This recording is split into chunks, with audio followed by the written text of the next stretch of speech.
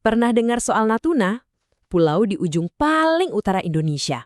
Nah, bayangin deh, ini adalah sebuah wilayah yang super strategis, hartanya melimpah ruah, tapi di saat yang sama juga penuh dengan tantangan. Inilah yang kita sebut paradoks Natuna. Yuk, kita bedah sama-sama, ada apa sebenarnya di sana? Oke, kita mulai dengan angka yang bikin geleng-geleng kepala. 222 triliun kaki kubik. Sebanyak itulah perkiraan cadangan gas alam yang ada di bawah Laut Natuna. Biar kebayang, ini adalah salah satu cadangan gas terbesar bukan cuma di Indonesia, tapi di panggung dunia. Dan itu baru yang di bawah laut loh. Kalau kita lihat di atasnya, di dalam airnya, potensinya nggak kalah gila. Ada lebih dari 1,3 juta ton ikan yang bisa ditangkap setiap tahunnya. Lautannya itu penuh sama ikan-ikan mahal kayak tuna, kerapu, sampai cumi-cumi. Luar biasa kan? Nah, ini dia pertanyaan utamanya. Kalau Natuna memang sekaya itu dari gas sampai ikan, kok daerahnya sendiri sepertinya masih kesulitan? Kenapa masyarakatnya belum sepenuhnya sejahtera? Inilah paradoks yang akan kita coba pecahkan bareng-bareng. Oke, kita masuk ke bagian pertama. Yuk, kita lihat lebih dalam lagi apa aja sih sebenarnya harta karun yang tersembunyi di ujung utara Indonesia ini. Jadi, kalau kita lihat, Natuna ini paket komplit banget. Gasnya raksasa, meskipun ya ada tantangan teknisnya. Karena 71% isinya itu karbon dioksida. Terus perikanannya melimpah, lokasinya super strategis di jalur pelayaran paling sibuk di dunia. Dan jangan lupa, pantainya itu wah indah banget, potensi wisatanya luar biasa. Pokoknya di atas kertas, Natuna ini adalah pulau impian. Sekarang, mari kita lihat sisi lainnya, sisi paradoks dari pulau kaya ini. Kenyataannya di lapangan. Grafik ini ngomong banyak banget. Walaupun sumber dayanya dikeruk habis-habisan, ternyata pendapatan asli daerah Natuna itu cuma 5%.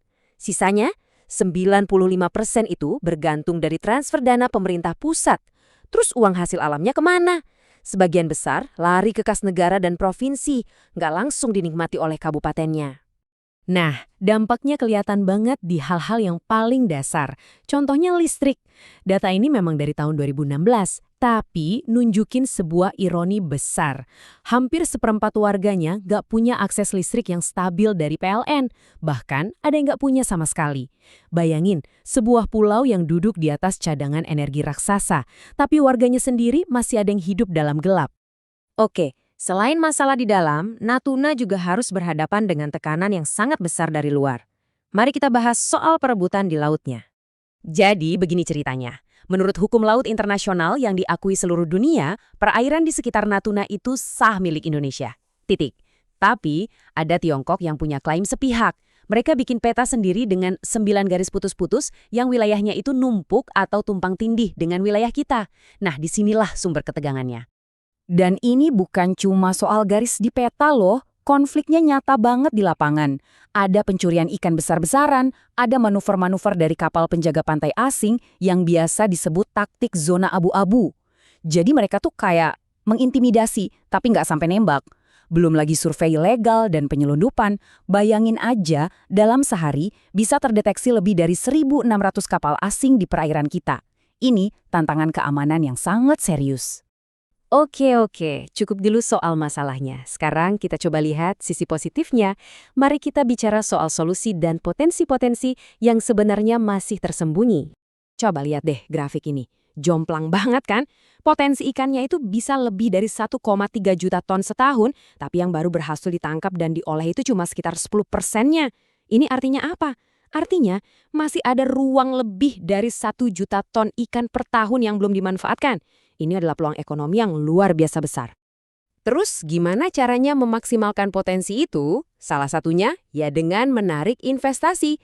Pemerintah daerah bisa loh menawarkan aset mereka untuk dikelola bareng pihak swasta. Modelnya macam-macam. Bisa sekedar sewa, yang hasilnya mungkin kecil tapi aman. Atau bisa juga dengan model kerjasama operasional, di mana pemerintah ikut andil dan bisa dapat keuntungan yang jauh lebih besar. Terus, jangan lupakan pariwisata. Ini baru contoh dari satu pantai aja di Natuna. Kapasitasnya itu bisa untuk ribuan orang snorkeling dan menyelam setiap hari. Kalau ini dikelola dengan baik dan benar, bisa jadi mesin ekonomi baru yang berkelanjutan dan ramah lingkungan. Nah, balik lagi ke masalah listrik tadi. Sebenarnya solusinya itu ada di alam Natuna sendiri. Mataharinya bersinar terang hampir sepanjang tahun, arus laut di antara pulaunya juga kuat banget. Ini kan cocok sekali buat panel surya dan pembangkit listrik tenaga arus laut. Jadi, Natuna bisa banget lepas dari ketergantungan diesel yang mahal dan bikin polusi. Oke, sampailah kita di bagian terakhir. Setelah melihat semuanya, dari kekayaan, masalah, sampai solusinya, sekarang ada satu pertanyaan mendasar. Natuna ini mau kita jadikan apa? Sekedar aset atau pusat kemakmuran? Ini dia dilemanya. Ada dua jalan untuk Natuna. Jalan pertama, kita perlakukan Natuna hanya sebagai aset strategis, ya semacam pos militer dan lumbung energi untuk kepentingan nasional yang lebih besar, di mana pendapatannya lebih banyak mengalir ke pusat. Atau, kita bisa pilih jalan kedua. Fokusnya kita ubah untuk membangun pusat kemakmuran, di mana industri lokal, infrastruktur, dan kesejahteraan warganya jadi prioritas utama. Pendapatannya diinvestasikan kembali untuk membangun pulau itu sendiri. Jadi kesimpulannya apa? Potensi Natuna itu nyata, jelas sekali. Tantangannya juga nyata dan tidak mudah. Pertanyaannya sekarang bukan lagi bisa atau tidak, tapi lebih ke mau atau tidak. Maukah Indonesia mengubah pos penjaga terluarnya ini menjadi salah satu kisah sukses besar berikutnya? Jawabannya ada pada pilihan kebijakan dan strategi yang kita jalankan, mulai dari sekarang. Seluruh data dan informasi dalam pembahasan kita kali ini dirangkum dari berbagai sumber riset yang bisa Anda lihat di layar. Kalau Anda tertarik untuk mendalami lebih jauh, silahkan dicek ya. Terima kasih banyak sudah menyimak.